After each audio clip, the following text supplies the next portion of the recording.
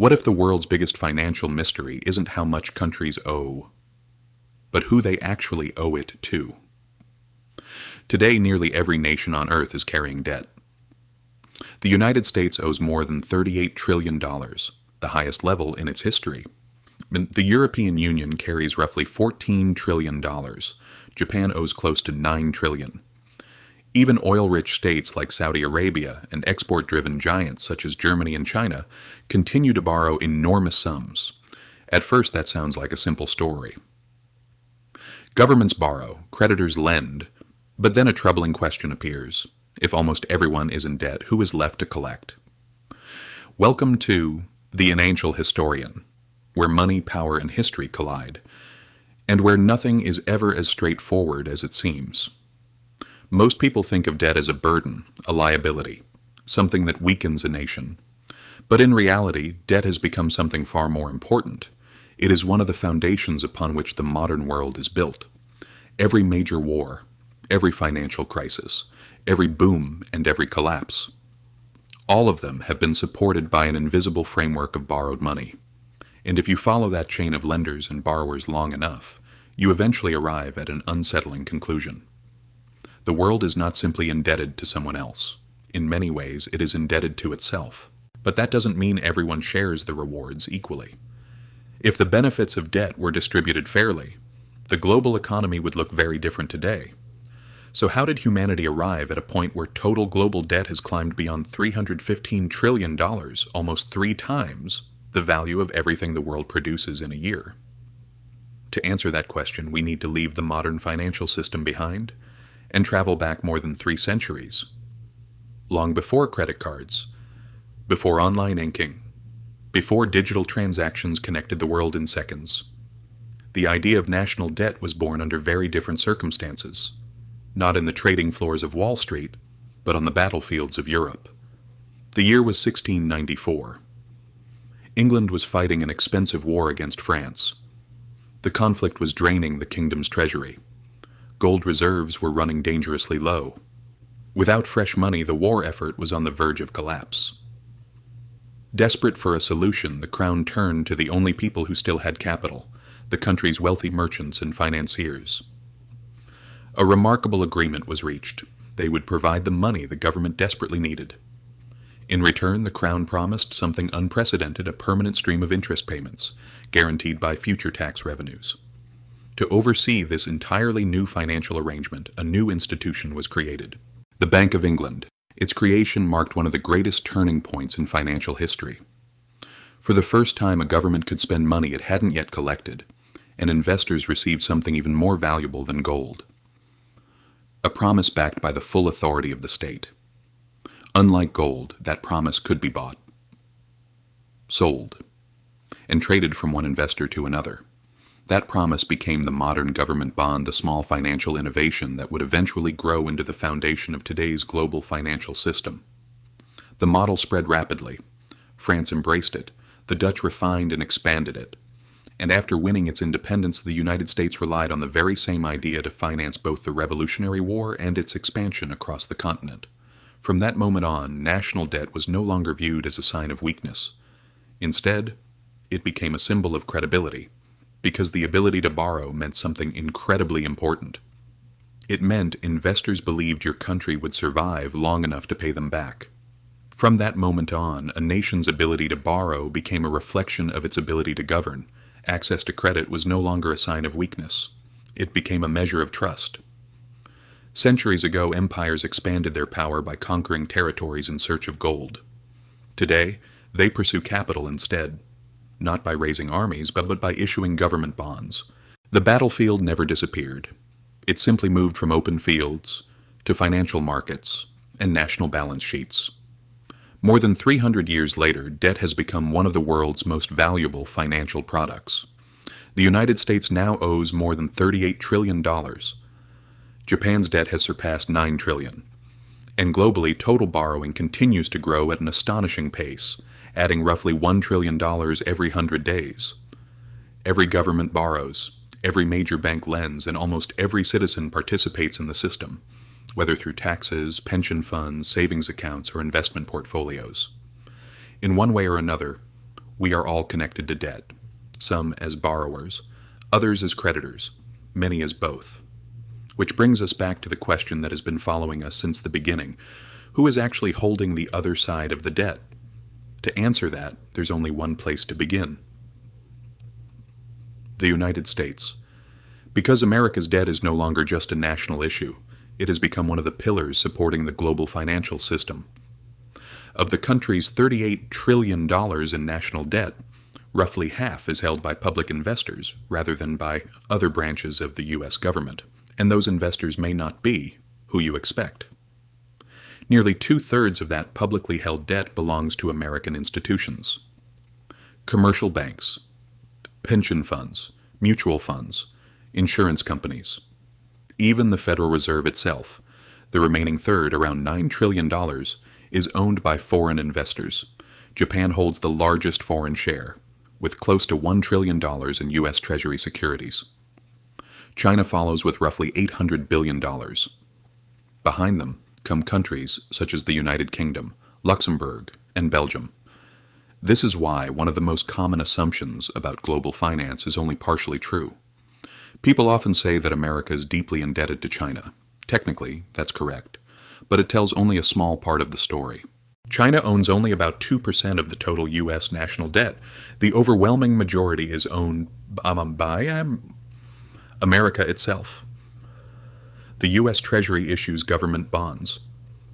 Domestic financial institutions buy them. And in many cases, the Federal Reserve purchases those bonds in the secondary market, injecting newly created dollars back into the financial system. The cycle continues, over and over again. Once those Treasury bonds are issued, American banks, investment funds, and financial institutions eagerly buy them. But the story doesn't end there. In many cases, the Federal Reserve steps in and purchases those same bonds on the secondary market. When it does, something remarkable happens. New dollars are created and injected into the financial system. At the same time, American taxpayers continue paying taxes. A portion of that tax revenue is used to cover the interest owed on those government bonds. And where does that money eventually end up? Back into pension funds, retirement accounts, insurance portfolios, and investment funds owned largely by Americans themselves. The money keeps moving. Around and around, like a financial hall of mirrors. The debt is real, the interest is real, but the creditor is often nothing more than another part of the very same system. And this isn't a uniquely American phenomenon. It's the way the global financial system operates. Japan finances part of America's debt by purchasing U.S. Treasury securities. The United States, through institutions such as the IMF, helps finance governments across Europe and beyond. European institutions channel capital through organizations like the World Bank into developing economies. Those same developing nations then invest their foreign currency reserves back into the government bonds of advanced economies. The money never truly stops moving. It simply changes direction. Every country ends up holding someone else's promises, and every promise is supported by yet another promise. Imagine a poker table where every player keeps borrowing chips from the person sitting beside them. As long as no one leaves the table, the game continues. The global financial system works in much the same way, but behind this endless chain of promises lies an even more powerful force: the markets themselves. Behind every government bond stands a vast network of financial institutions.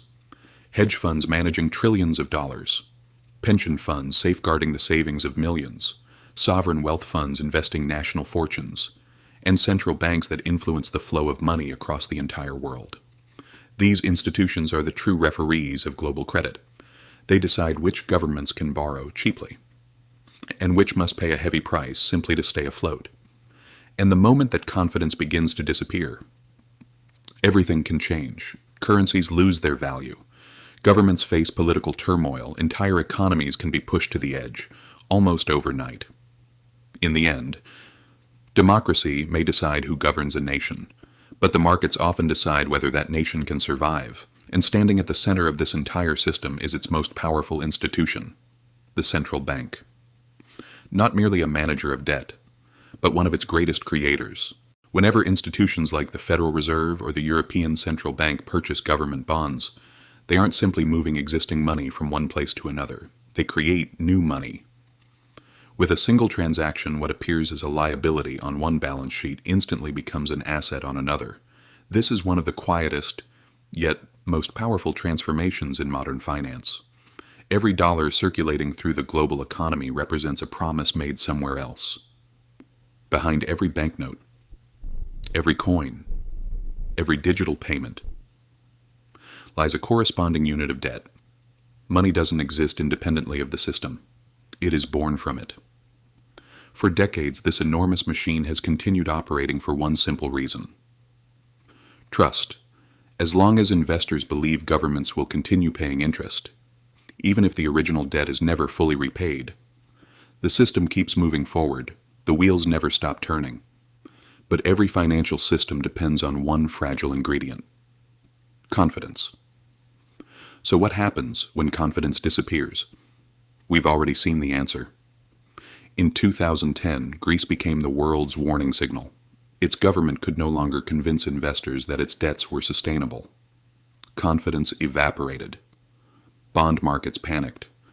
Borrowing costs exploded almost overnight.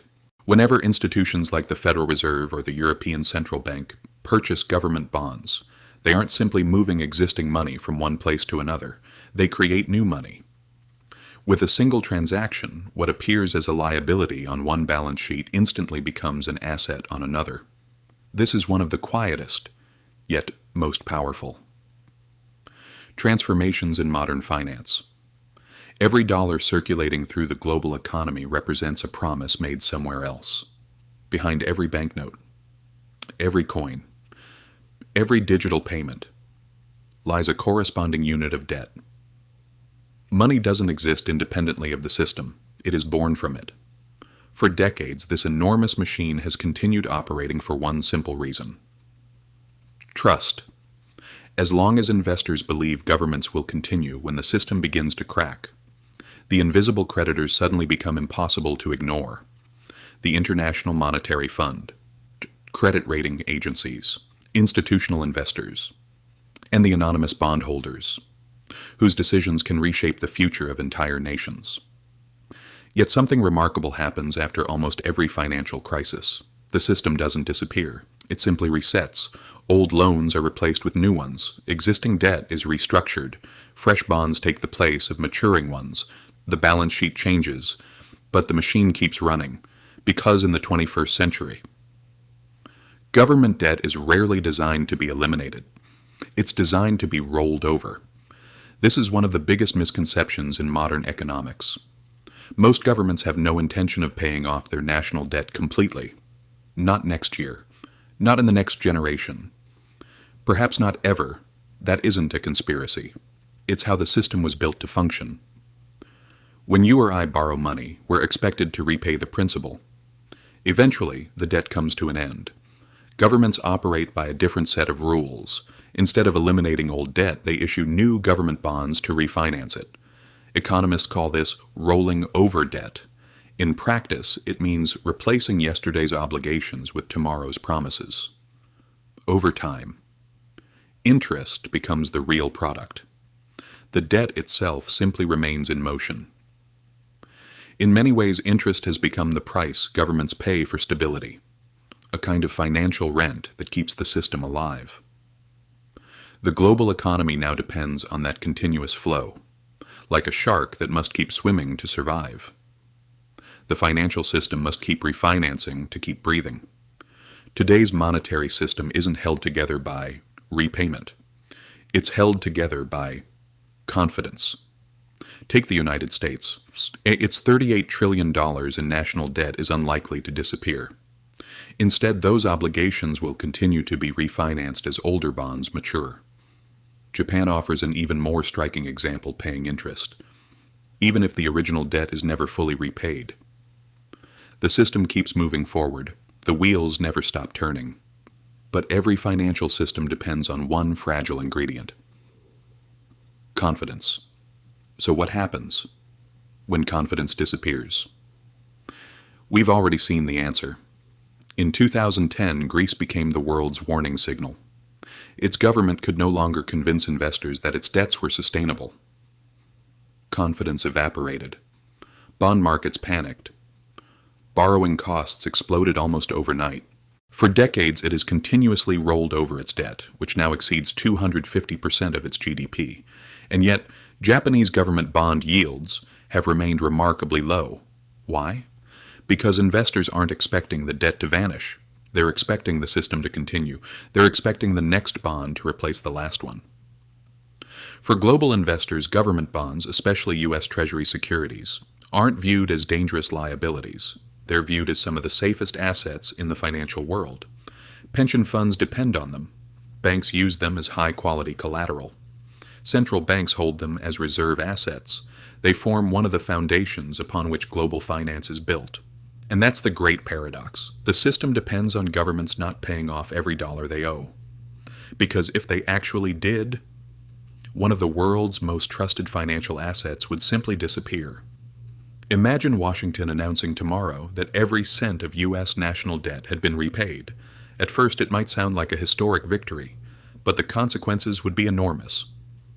Banks around the world would lose one of their safest assets. Investment funds would scramble to replace trillions of dollars in government securities. The global supply of dollars would contract dramatically. Deflation would spread through financial markets. Liquidity would disappear. And the very mechanism that keeps the modern economy functioning would begin to break down.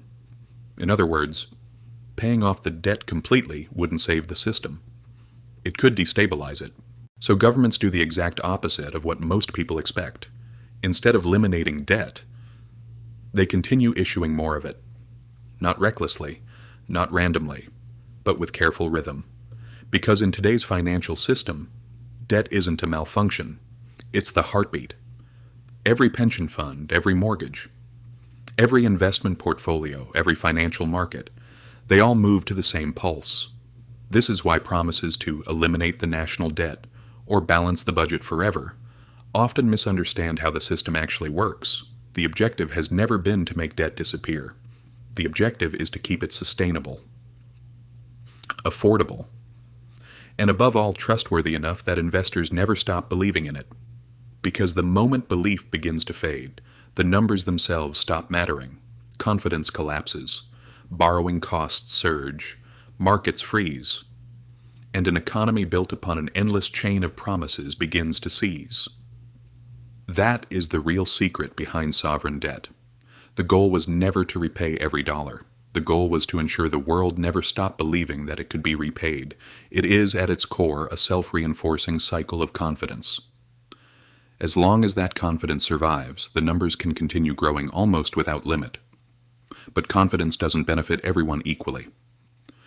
Earlier, we said that in many ways the world owes money to itself. That statement is true, but only in part. The interest generated by government debt doesn't flow evenly through society. It moves upward, from taxpayers, from workers, toward the institutions and investors who hold financial assets. In that sense, debt isn't merely a transfer between nations. It's also a transfer between different parts of society. Perhaps that's one reason why global debt and global inequality have expanded side by side. The system rewards those who own financial assets, while those who simply finance the system through taxes often receive far less in return. If that pattern sounds familiar, it's because you've already seen it before. The same story repeats itself at every level, from households to governments, and from governments to the global economy itself. This doesn't mean creditors are villains, nor does it mean borrowers are victims. Both are essential parts of the same machine. The real question is something else. What happens, when that machine begins to run out of fuel? What happens when new borrowing can no longer keep pace with yesterday's promises? That's the moment when our original question stops being theoretical. It becomes personal. Because at the top of this global financial pyramid, there isn't one single villain. Not China, not Wall Street, not the International Monetary Fund. The system exists because all of them participate. And so do we. Modern finance has transformed debt into money itself. Governments issue debt. Banks multiply it through lending. Investors trade it. Citizens depend on it. Over time, the line separating debtor from creditor has become almost impossible to see. Debt once represented obligation. Today, it represents stability. But if that stability ever breaks, if confidence disappears, the illusion disappears with it. And we are left facing the truth that has always been there. Every financial system ultimately rests on a promise, and no promise can last forever. If this video changed the way you think about money, debt, and power, consider subscribing to The Financial Historian. Because history rarely hides the answers, it simply hides where to look.